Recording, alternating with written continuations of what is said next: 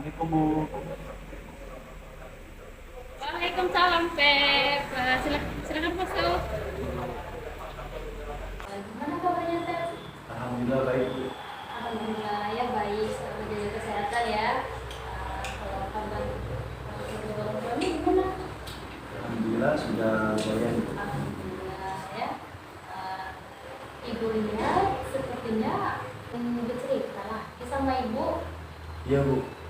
Saya mau konseling lagi Bu. Oke, jadi mau konseling lagi ya. Eh,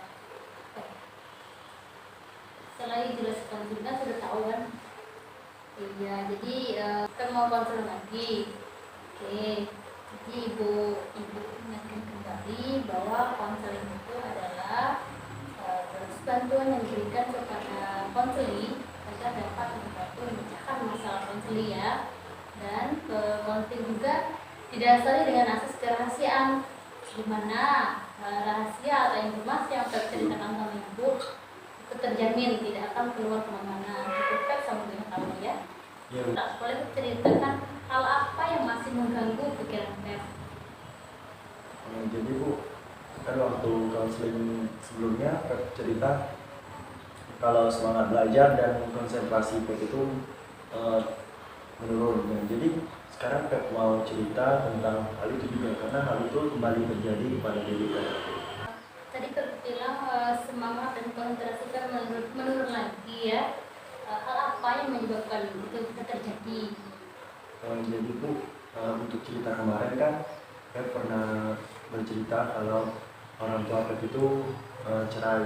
Terus, nah setelah Pep konseling kemarin, dan alhamdulillah orang tua Pep itu ada mulai untuk memperbaiki hubungannya dan menikah lagi, menikah kembali.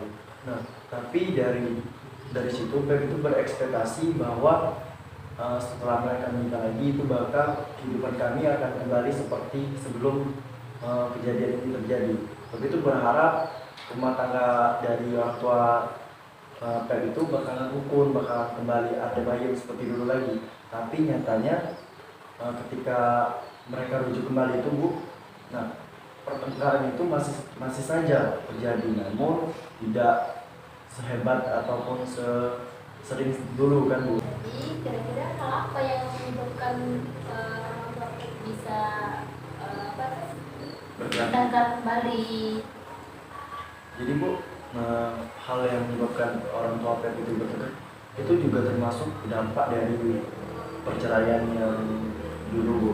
Karena setelah kejadian perceraian itu orang tua Pep itu menjadi sedikit posesif ataupun sedikit sensitif, terutama eh, ibu Pep. Karena ibu Pep itu berasumsi bahwa bapak Pep lah yang selalu salah di setiap permasalahan. Jadi setiap ada hal apapun ataupun sedikit masalah, ibu Pep selalu menyalahkan bapak Pep. Jadi seolah-olah bapak Pep lah yang selalu salah. Jadi sedikit saja masalah selalu dijadikan bahan pertengkaran, sehingga dari hal ekonomi, kerukunan rumah tangga itu menjadi sebab perkelahian dari kedua orang tua. Jadi itu ketika orang tua Pep itu berkelahi lagi, itu mengingatkan Pep ke trauma masa lalu. Jadi Pep itu mengingat masa lalu yang sudah lewat dan pelan-pelan mundur itu. Nah, jadi Pep itu merasa sedih kembali Bu. Jadi semangat dan konsentrasi belajar Pep itu sudah mulai menurun lagi Bu. Seperti itu Bu. Jadi hal itulah yang membuat konsentrasi Pep dan semangat belajar Pep itu menurun lagi ya. Ya, Bu. Tadi Pep bilang masalah trauma masa lalu. Dan trauma yang seperti apa itu? Ya, traumanya ketika orang tua Pep itu berkelahi. Nah, dari situlah Pep itu mulai rasa takut. Kita sebagai anak tuh merasa takut dan mengingat kejadian dulu itu yang sangat Pep tidak inginkan untuk kembali lagi terjadi ke kehidupan Pep sekarang. Jadi di sekolah itu ketika teman Pep ada yang suara kencang atau di depan Pep itu Apalagi untuk keseharian di sekolah, ketika teman-teman Pep itu menggunakan suara yang keras ketika bercanda seperti itu. Nah, Di situ Pep mulai merasa trauma itu Bu, merasa takut akan suara yang keras itu Bu, karena Pep mengingat perkelahian dari kedua orang tua Pep, jadi seperti itu. Jadi Pep merasa trauma ya ketika mendengar teman Pep yang nadanya tinggi gitu. Itu Pep merasa gelisah ketika saat mendengar itu. Jadi hal itu yang membuat Pep kehilangan konsentrasi untuk belajar dan kurang semangat ya. Ya. Ibu bisa memahami apa yang Pep rasakan. Memang dampak dari pertengkaran orang tua itu sangat mengganggu psikologis kita sebagai anak. Tapi kita sebagai anak tuh harus berpikir positif dan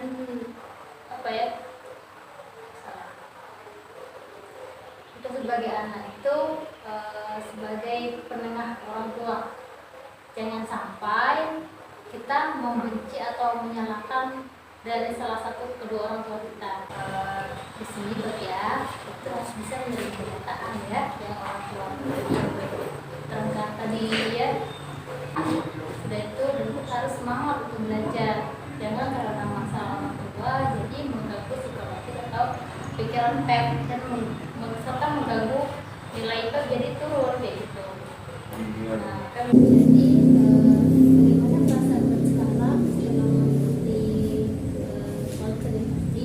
Sudah mulai lebih bergabung dari sebelumnya, dan insya Allah akan lebih berani lagi dan lebih kuat untuk menghadapi amarah-amarah dari orang dan tidak akan berpandangan negatif tentang keluarga, dan akan lebih meningkatkan konsentrasi belajar dan semangat belajar supaya nilai Pep tidak anjlok lagi seperti itu.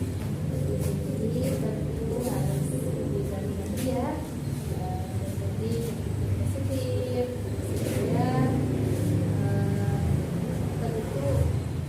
Itu konsentrasi bagi sekolah itu dan diminggu lagi dan supaya dapat meningkatkan semangat belajar ya. Dan tentu harus semangat, jangan sampai karena pertengkaran orang tua Pep jadi down ya. Nah kalau down nanti orang tua juga tambah sedih nanti. Jangan sampai masalah-masalah kemarin yang terulang kembali dan gitu ya. Jadi Pep harus semangat, harus berani, harus berpikir positif, apa lagi? Dan jangan berpikir negatif tentang keluarga Pep. Insya Allah semuanya akan baik-baik saja. Iya Bu, terima kasih karena sudah mendengarkan cerita dari Pep. Insya Allah apa yang disampaikan ke Pep itu bisa menjadi semangat untuk Pep, dan Pep akan lebih kuat dan berani lagi untuk kedepannya, dan akan meningkatkan semangat dan konsentrasi belajar agar lebih fokus lagi untuk kedepannya. Jadi Pep harus semangat ya. Ya. Jadi mungkin kita jadi Pep harus semangat ya. Nah jadi sekarang Pep minta tolong sekarang mengisi lembar evaluasi, nanti Pep isi ya. Ini Pep lembarnya tolong diisi. Caranya tolong isi.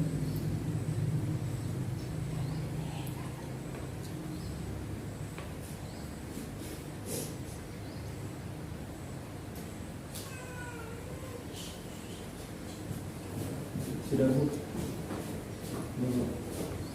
Oke, Pep sudah mengisi lembar evaluasinya ya.